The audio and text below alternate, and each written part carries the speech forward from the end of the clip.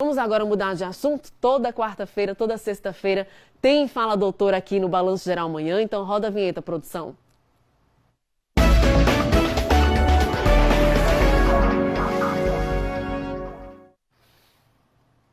Olha, hoje vamos falar sobre diagnóstico, sintomas e tratamento do câncer do intestino. Ao vivo eu estou recebendo o médico oncologista, o Dr. André Peixoto, já aqui com a gente no estúdio do Balanço Geral. Vou dar bom dia aqui para ele. Bom dia, seja bem-vindo, doutor. Bom dia, muito obrigado, Tamires, obrigado à TV Atalaia pelo convite. É sempre uma honra estar aqui e um prazer para poder falar e explicar algumas coisas, esclarecer dúvidas da população. A gente que agradece, doutor, pela presença e a todos do Decos Day Hospital, esse grande parceiro aqui do Balanço Geral Amanhã. Vamos à primeira pergunta e você em casa já pode começar a enviar também a sua pergunta. Lembra de dizer o nome completo e a cidade onde você mora para que eu possa ler o seu questionamento no ar. Maria do Carmo está ligadinha com a gente em Diaroba e ela pergunta assim: quais são as causas do câncer do intestino, doutor? Então, bom dia Maria do Carmo, bom dia a todos. Primeiro explicar um pouquinho o que é o câncer do intestino, né? O nome científico chama-se câncer coloretal, porque justamente é um câncer que acontece na porção do intestino chamado intestino grosso, que compreende o cólon e o reto. Bom, esse é um tipo de câncer que é prevenível, né? E dependendo do diagnóstico, do momento em que ele é diagnosticado, e vai existir uma possibilidade de cura elevada se ele é diagnosticado no início ou uma dificuldade de cura se ele for diagnosticado em estágios mais avançados. Bom, quando se fala em causa do câncer, a gente tem que pensar em duas coisas. As causas intrínsecas, ou seja, as causas onde o indivíduo ele já nasce com algumas alterações que predispõem o câncer, e seriam essas alterações hereditárias ou alterações genéticas. Então, aquele indivíduo que tem uma disfunção, uma alteração no código genético, onde vai predispor o câncer. Ou algumas alterações, algumas doenças que também predispõem ao câncer que ele já traz no código genético dele. E os fatores externos ou extrínsecos. Esses geralmente são alguns fatores onde o indivíduo ele pode agir, né, ao longo da vida para evitar, ou seja, para prevenir. E aí a gente chama muita atenção, no caso do câncer do intestino, com relação à alimentação, né? Então a gente vai falar um pouquinho de alimentação, de obesidade e de alguns outros fatores que seriam o álcool, né, e o tabagismo. Bom, falando de alimentação, a gente sabe que alguns alimentos eles têm uma relação muito forte com o desenvolvimento do câncer.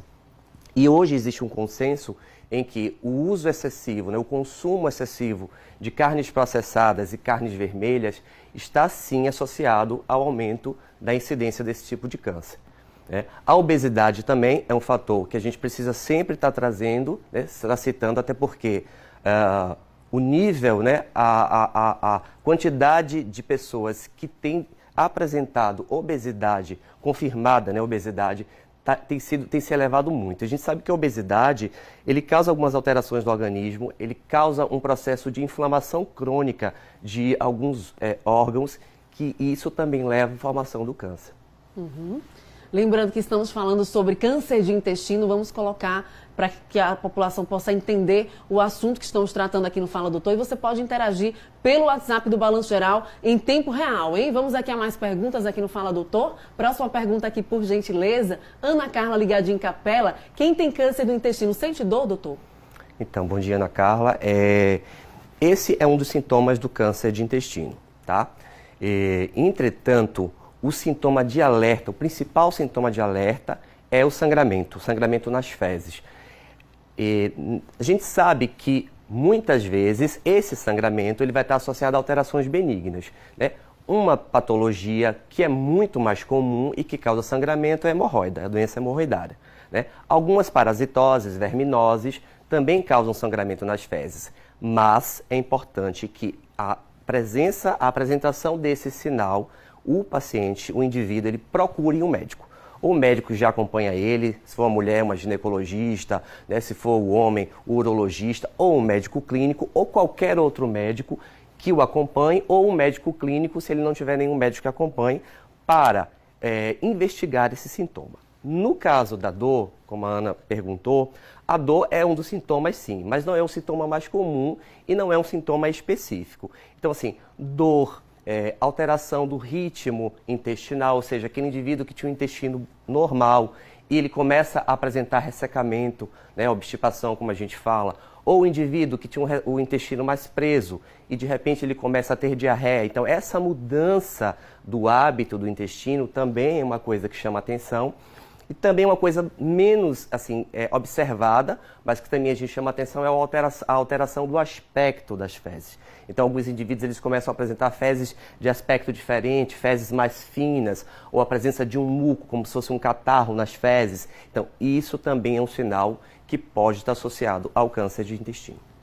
Vamos a mais perguntas aqui, saltando rapidamente para que a gente possa responder o maior número de pessoas. Juliana dos Santos, ligada em instância. Perda de peso e anemia são sintomas de câncer de intestino, doutor, sim ou não? Da mesma forma, Juliana, sim, são sintomas associados ao câncer de intestino. A perda de peso inexplicada, né? Às vezes o paciente ele não está fazendo dieta, não tem nenhuma outra doença aguda ou crônica que esteja associada e começa a perder peso, é importante pensar.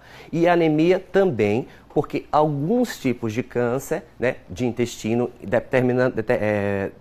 em determinado local do intestino, o paciente ele pode ter pequenos sangramentos que ele não exterioriza, ou seja, ele não enxerga esse sangue nas fezes, mas ele está sangrando aos poucos e esse sangramento, ao longo de um tempo, leva sim à anemia. Leva à anemia, né? Mais uma pergunta aqui no telão.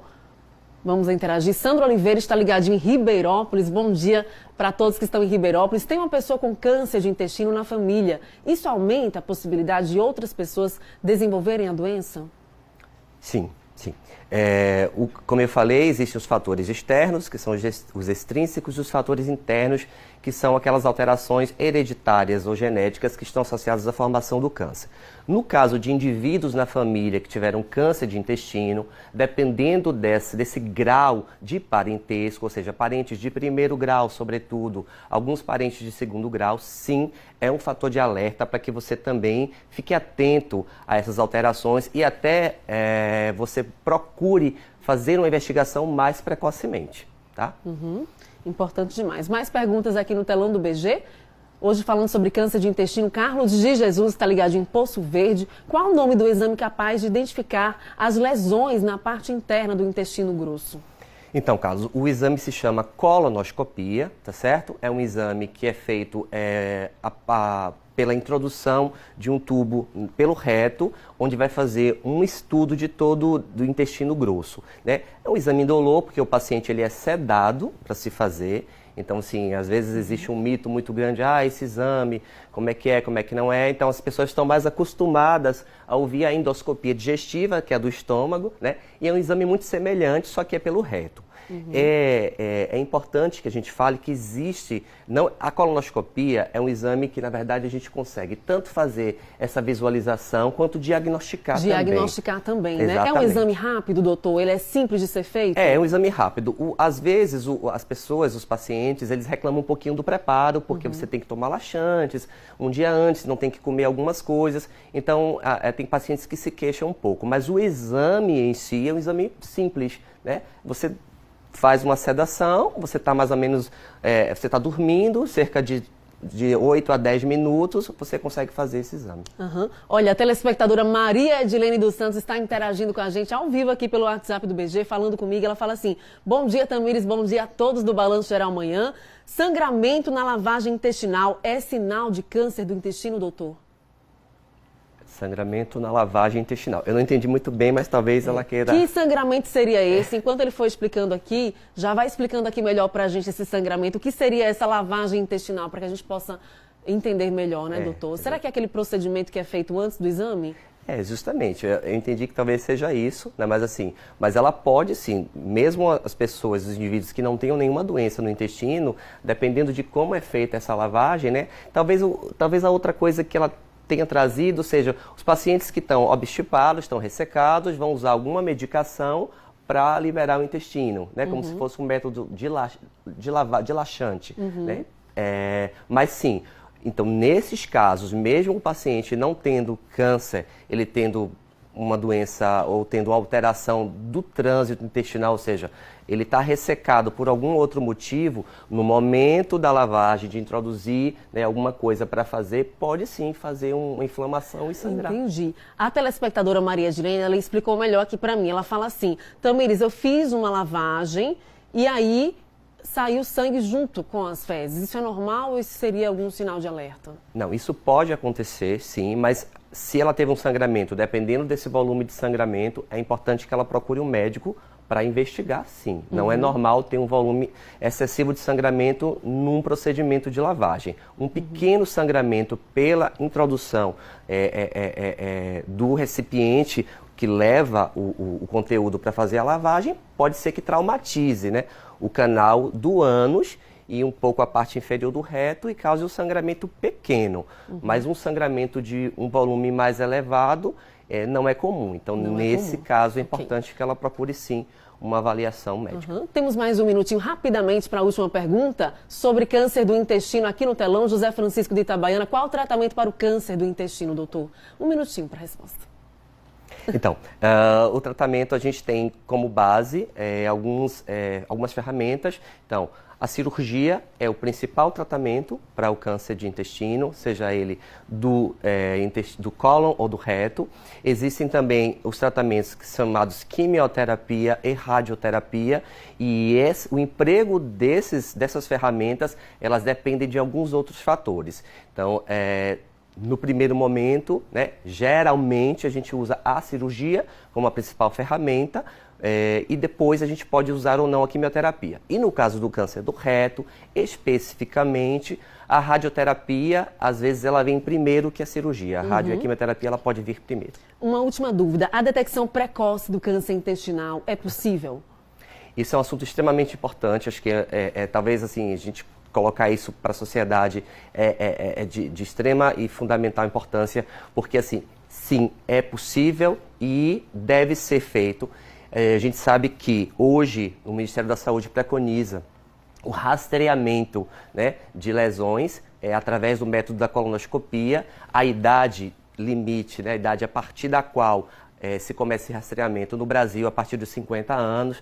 Hoje a Sociedade Americana de Câncer, ela já mudou um pouco, ela preconiza talvez a partir dos 45 anos, mas de um modo geral no Brasil é feito a partir dos 50 anos a primeira colonoscopia, e a partir daí o médico vai decidir com que intervalo ele vai repetir essa colonoscopia de acordo com essas alterações. Existe também um rastreamento feito com um exame mais simples, que é o exame de sangue oculto nas fezes, que ele pode ser feito anualmente, é um exame mais tranquilo, porque não é invasivo. Entretanto, esse exame ele precisa ser confirmado pela colonoscopia. Então, sim, os pacientes a partir dos 50 anos, do modo geral, e nos pacientes que têm história familiar, esse ponto de iniciar, ele começa um pouco mais cedo.